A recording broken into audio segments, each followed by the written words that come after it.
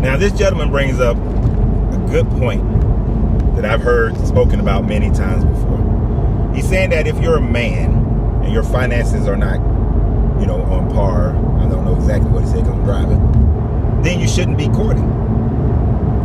Now, he was also saying in another comment that just as marriage is optional, so is giving money. And this is true. And in the context of the conversation that I was speaking of, I agree.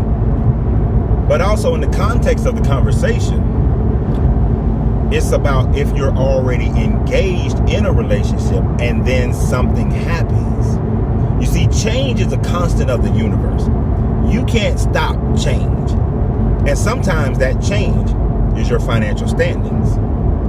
Now, just in my opinion, my financial standings doesn't determine my ability to court someone or be in a relationship.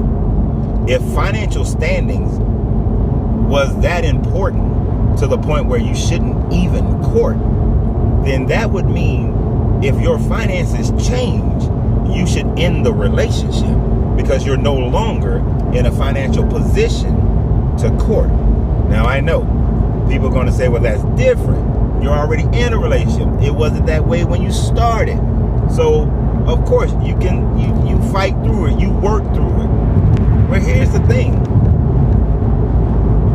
If I can fight through it and work through it, but I'm already in it. But if I meet a young lady and maybe her finances aren't on par, maybe she's still got some things she's working on, it doesn't mean I got to come in and save her.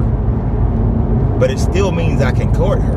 It still means that she has value to be dated. Just as a man still has value to be dated, whether his finances are on par or not.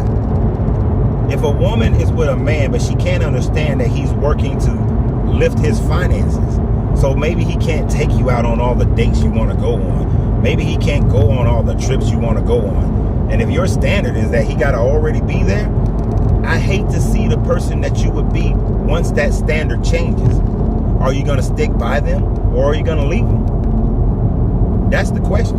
So when we put so much emphasis on, well, if you're not financially ready, you shouldn't start dating someone.